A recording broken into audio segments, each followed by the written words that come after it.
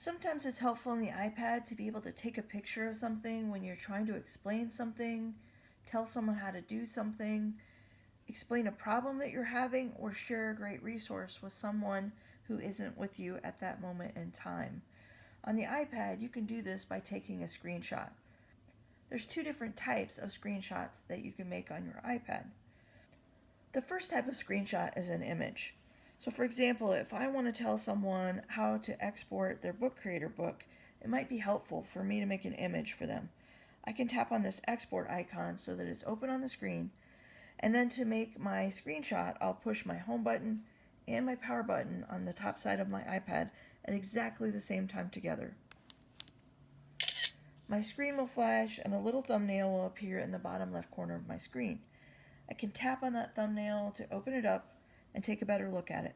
I can go ahead and I can use my markup tools to annotate on that image. I can crop this image by pulling in on the corners or pushing in on the sides to capture a smaller area.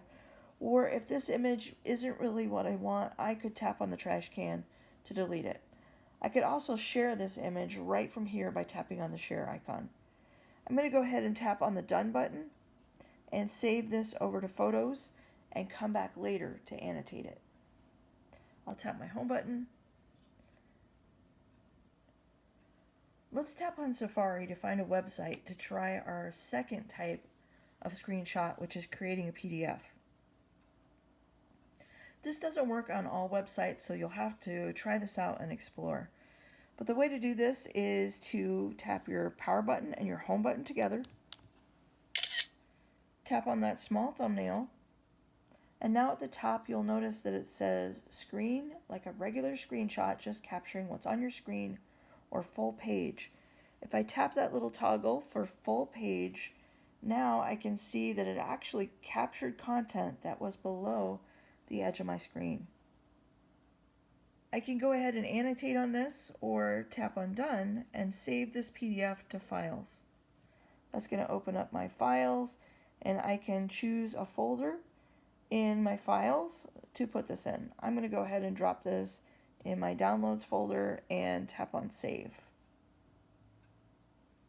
When I'm ready to access this file later, I can tap my home button and go over to files and access that folder where I saved this. So in this training folder.